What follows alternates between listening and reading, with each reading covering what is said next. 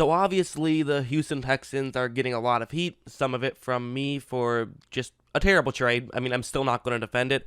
It was not a good trade, but I did want to do something to make Houston Texans fans feel a little better. And so I decided let's talk about David Johnson and maybe break down some of the positives he could bring. Listen, I do think he's a bit overpaid at this point. He is a risk, but he has some talent and he has shown flashes last season. Like, let's just jump into it. We'll start off with this play. What's going to happen is that first things first, they're going to have their center and right guard just block those two Cincinnati players. And then what Arizona is going to do is they are going to hand it off to David Johnson, but then also Murray is going to fake as though he's running to the right side of the screen. And so because of that, basically the hope is that Cincinnati is going to be fooled, and they actually are going to be fooled. Those two linebackers are going to move over to try to make sure that they don't allow Murray to run, and get free and be able to pick up a big gain. So because of this, when it happens, there is going to be a pretty big hole that opens up, but there's also one Cincinnati player right over there who actually did a pretty decent job of reading this, and he's going to run over and try to get into that gap.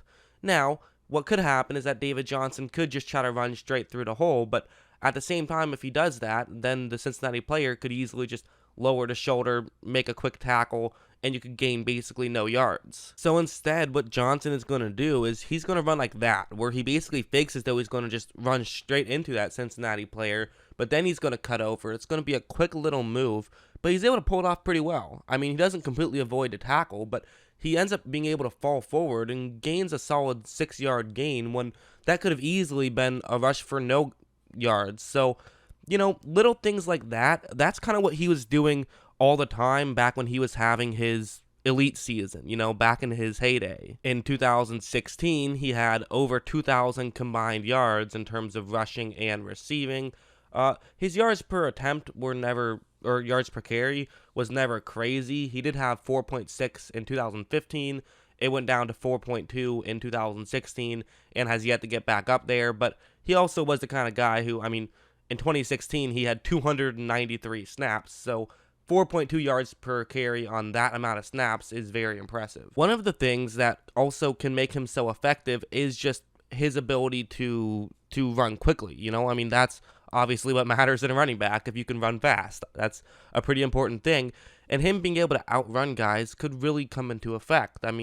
A play like this, what Arizona is going to do is they're going to have Johnson fake as though he's running to the left side of the screen, which would be his right, but actually he'll be running in the other direction. And the reason why he's doing this is they're basically trying to get the Cincinnati edge rusher. It's a little bit hard to see. He's actually not 36, but he's right behind 36. But he's going to try to rush in because he sees that that's initially where the run is going. And then hopefully that can give them some space.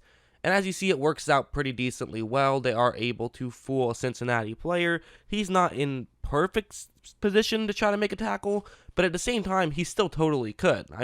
Against a slower back, he probably would make this tackle. But Johnson is able to accelerate just quick enough to get by him. He runs over and is able to get the ball into the 35-yard line. Really good run by him. And, again, little things like that, that's the difference in only gaining 2 yards as opposed to being able to gain 15 yards. So he's shown flashes. That's kind of why I'm bringing those two plays up. Yes, he isn't the same guy that he once was, in my opinion. He hasn't been able to do that consistently, but he has shown some flashes. The last 2 seasons, he averaged 3.6 yards per attempt in 2018 and 3.7 in 2019, so neither one of those great. Obviously, the offensive line, both those 2 years, haven't exactly been great either. And he's always been a good receiving target, and I'm going to get into that in just a second. But first, I wanted to also talk about the negatives, I'm not just going to say that he's great because, yes, he has at times looked very good. He's at times looked like he's back in 2016 form, but at the same time, he hasn't always looked that way. Like, take a look at this one, where it's going to be a very similar thing, where this time it's the other way around, but he fakes as though he's running to the right side of the screen, actually runs to the left, and after the ball is snapped, you're going to notice that a Cincinnati player does a pretty good job of winning his own one-on-one matchup. But, that's okay. The whole reason that you go out and you pay a running back $10+ million is so that way he can bail you out of situations like that. So Johnson is going to try to just run around like that, this is what he was able to do in 2016, is make plays like that. However, Johnson takes a step in that direction, realizes it's not going to work, tries to cut back in, but that's not going to work either, and just gets caught in no man's land and has nowhere to go, and they actually lose 2 yards on that play. Now, that's not Johnson's fault, but at the same time, if you are going to pay a guy, $11 million, you ideally would like him to be able to get out of those situations, and I kind of worry that that's just not what Johnson is anymore. He's not the kind of guy who can bail you out of bad situations. Like this play's another example. They're going to have a tight end and Larry Fitzgerald both run over to block those 2 Cincinnati players. Also, the left tackle will pull over to block that Cincinnati Bengal. And then what they're going to do is they're just going to have David Johnson run in that direction and try to pick up some yards. Pretty simple. Tyler flips the ball to Johnson. Johnson starts running in that direction. And as you see right here, so there's a pretty good block going on. And Johnson really has two choices he can make. He could continue running to the sidelines, seeing if he can outrun some Cincinnati players and try to gain some yards that way. Or he could just turn the ball upfield, lower the shoulder, try to run over a guy and pick up as many yards as possible.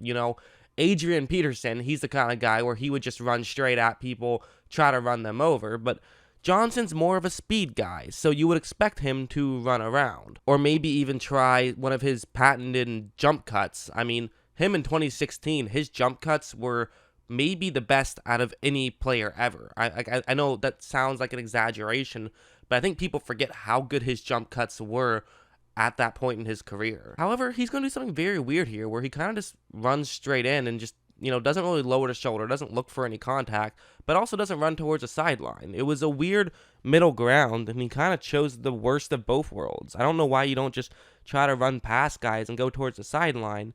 And my only guess is that I just kind of wonder if Johnson is in his own head. Maybe he doesn't have confidence in himself that he can run to the outside, but I think he kind of can. I don't think he's that bad. So I do think that perhaps him being in Houston, it could actually be a good thing for him. For one thing, I think Houston yes, they have a better offensive line than the Cardinals do. I especially like Houston's tackles. So, having him run a lot of runs like that, it makes sense to me. Like, I don't hate the move to get Johnson. I do hate the move to give up Hopkins for it, obviously. I don't think anyone's going to argue the contrary. But except for people just trying to get clicks or something. But I do think that without a doubt, Johnson has value. And honestly, quite frankly, I haven't even talked about the best thing about his game. It's the fact that he's a really good receiver.